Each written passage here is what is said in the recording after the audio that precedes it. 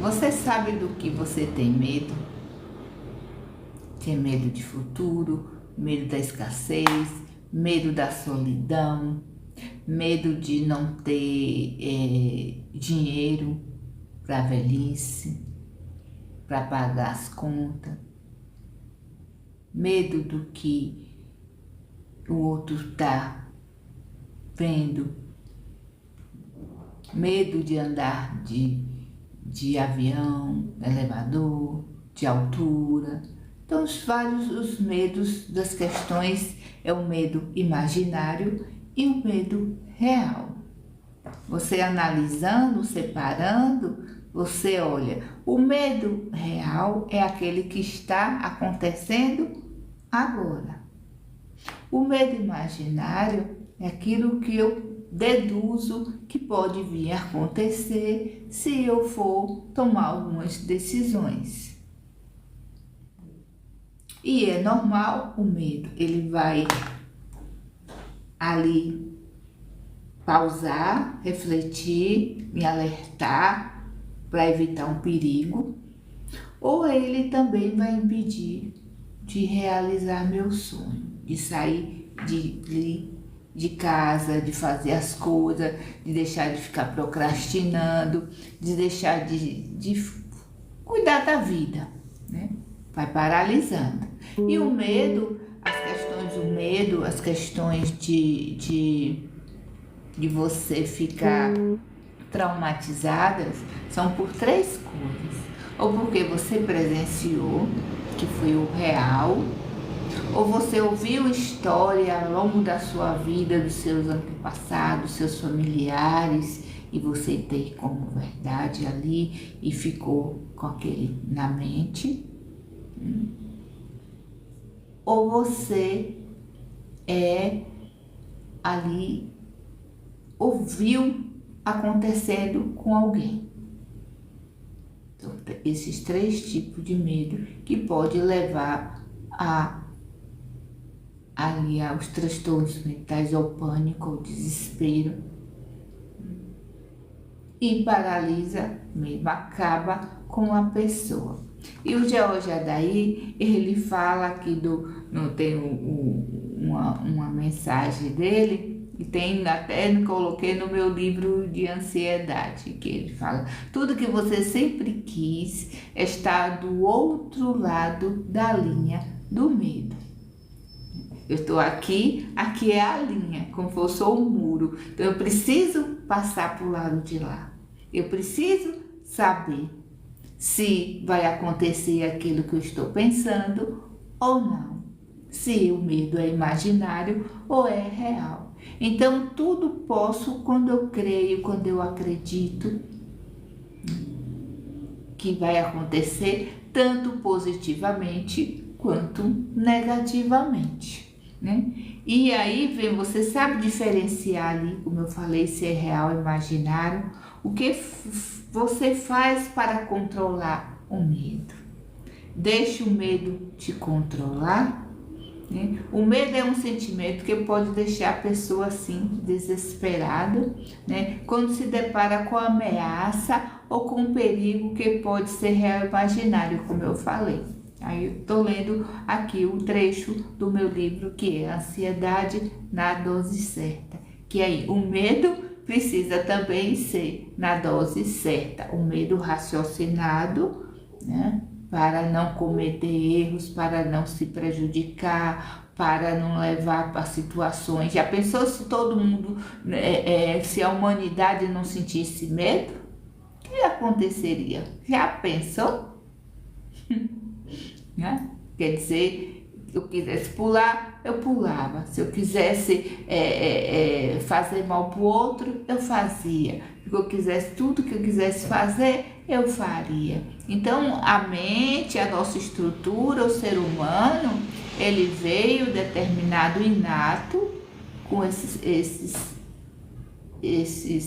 eixos que dá um suporte, né? E os outros adquiridos, como exemplo de castigos, né? Nossa, Deus vai castigar a minha consciência, o céu e o inferno. Então, estes medos faz com que a pessoa paralise, nem raciocine, não é mesmo? Nem se dê conta que aquilo ali é uma mentira, é um fake, ou é verdade. Não vai na base ali, na formação real ali da história para saber se é real de verdade. Então tudo isso causa essas angústias do nosso que é normal, né? Ali as angústias, o medo, todas as preocupações, todas as mágoas, os ressentimentos, tudo é normal. O excesso que vai nos prejudicar. Por isso que eu escrevi o livro, para ajudar as pessoas a elas ter uma visão diferente, mudar aquela visão, ver se realmente a visão dela está certa. É como igual vamos para um curso, vamos fazer aprimoramentos para ver se estamos no caminho certo e também para ver se está defasado, né? Para ver o que eu preciso mudar, se eu preciso ter outros conhecimentos para ver, para melhorar. E a mesma coisa é com o nosso dia a dia, com medo e tudo que acontece na nossa vida. E aí tem a questão cada família tem sua crença referente ao medo. Histórias passadas de geração em geração, como eu falei, realmente contada à noite. E aí era um Deus nos acuda, né, para a gente dormir, não é isso? Já vem desde lá pequenininho, que nossos pais contavam história. Tantas histórias que metem medo, né? Tem muitas vezes e tudo, há tantas histórias reais que foi passado de geração em gerações, como as histórias ali, as lendas, as histórias de Mula Sem Cabeça, Saci Pererê, um monte de histórias que a criança não conseguia dormir sozinho. E isso vai, o acúmulo de perdas, de frustrações, o acúmulo de armazenamento de coisas contadas, nossas histórias, eu vou armazenando. E chega um ponto, a gente se depara com medo. E as coisas também que acontecem voltada a todo o nosso dia a dia do hoje, está relacionado à família, lá atrás, a relação pai e mãe.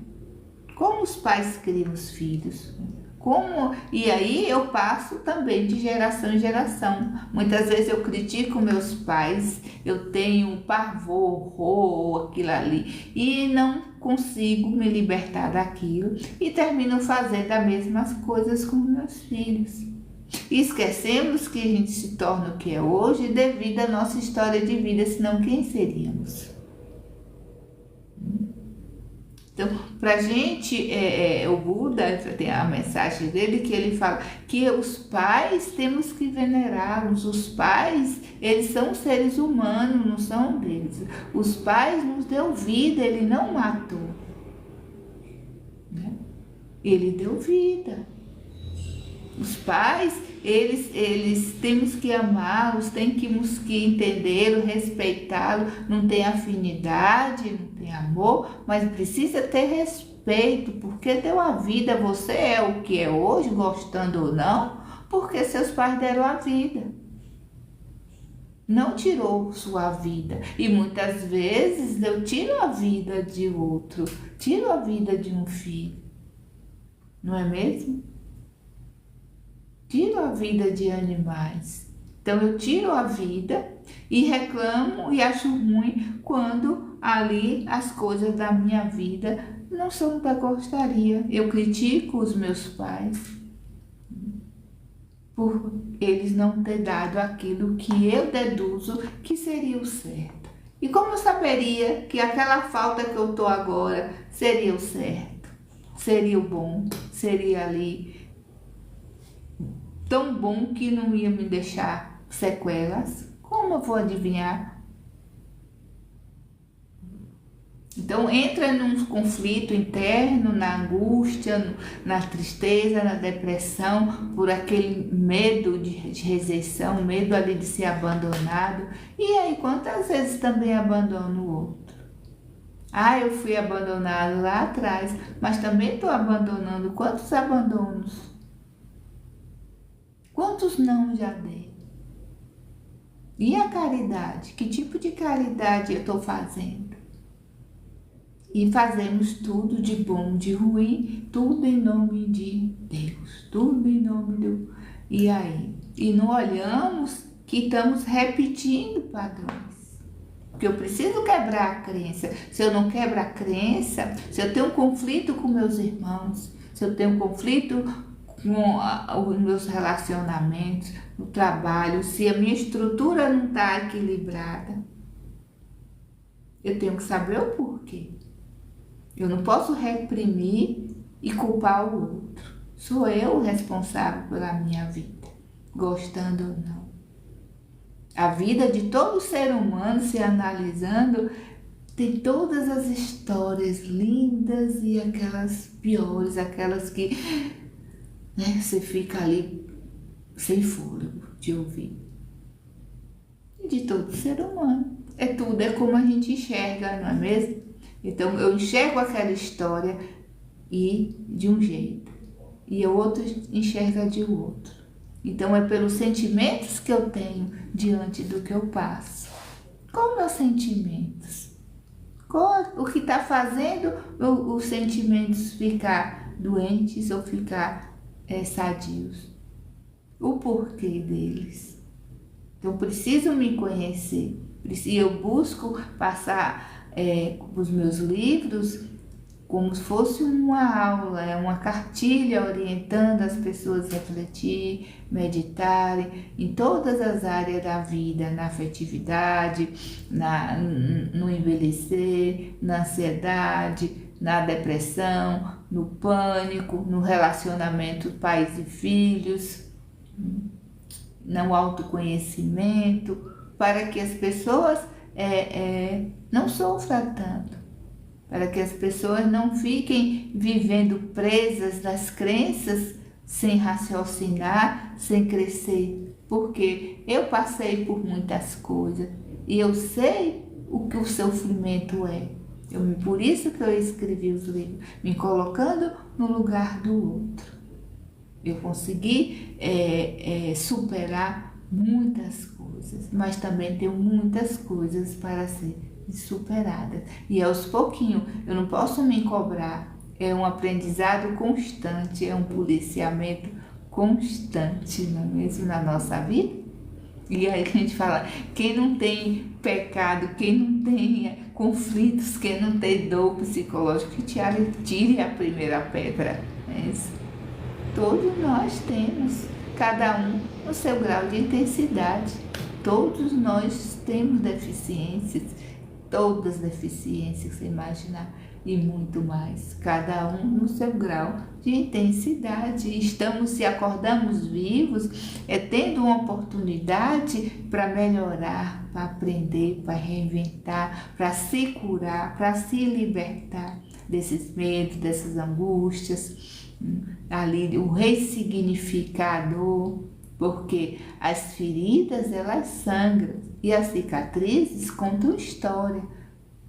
Quando não está sangrando, quando eu lembro de uma história de dor e eu não sofro, eu não choro, está doendo, é porque eu ressignifiquei, ela está cicatrizada. Agora, quando eu choro, quando eu fico mal, aquilo ali, aí ela não está cicatrizada. Eu preciso cicatrizá-la por mim, não pelo outro. Porque o perdão não isenta o outro da culpa, mas vai me libertar. Eu vou colocar a cabeça no travesseiro e vou dormir. Isso? Quando você se liberta de algo, é a mesma coisa assim, quando você está ali, por exemplo, endividado, que paga uma conta, não dá aquele alívio, não fica em paz e não te dá energia, você fica ali feliz que vai fazer as coisas, sorriso. Não, é a mesma coisa quando perdoamos. A vida torna um outro sentido de paz, de leveza, de não ficar ali remoendo, que muitas vezes o outro nem tem noção que agravou tanto. Não tem. Para ele é normal, mas para o outro uma dor imensa. É isso? Então, para mudar a mentalidade, vencer os medos, né? Criar uma expectativa de vida futuro, propósito, para cuidar da vida, de seguir, é olhar para o agora. O que eu estou fazendo hoje está me levando a realizar meus sonhos? Ou estou andando em ciclo, ou estou paralisada, eu não estou crescendo, eu deveria crescer? O porquê eu não estou? Por que será que está acontecendo? É se perguntar, não é culpar o outro. O que é que eu tenho que fazer?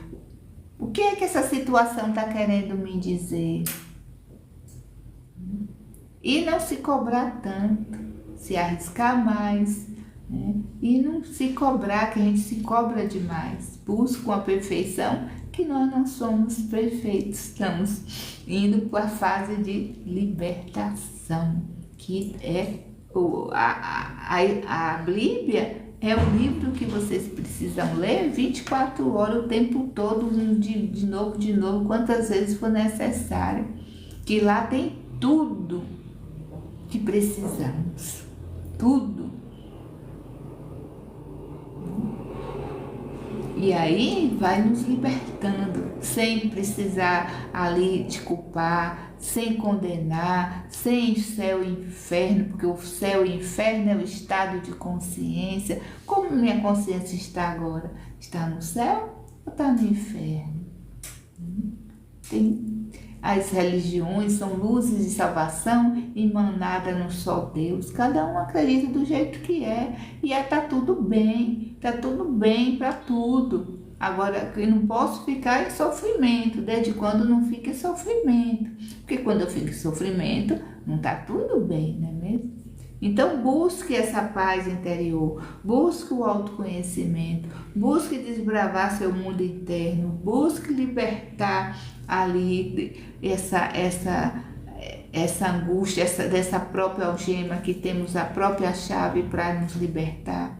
Eu sou a cura e eu sou também ali a morte. Eu me liberto e eu também fico presa. Sou solta. Somos responsáveis por tudo que nos acontece, de bom e de ruim. O outro só faz parte da minha vida. E o outro também nem é complemento, ele é uma parceria para a caminhada, para o aprendizado de ambas as partes. Como a vida é uma via de mão dupla, eu dou e ensino, né? E recebo. Eu aprendo e eu ensino. É assim. E ninguém nunca vai ficar sem pagar nada. Então busca essa paz interior, busca essa conexão com você, aprenda a pausar, aprenda a refletir, não fique pegando pesado, acalme o seu coração, estiver angustiado, só alinha a coluna, respira e pense, você nunca vai estar só. Você tem um ser maior te protegendo, te ajudando, te dando todo o suporte do mundo para que você seja feliz, para que você fique bem. Beijo no coração e obrigada.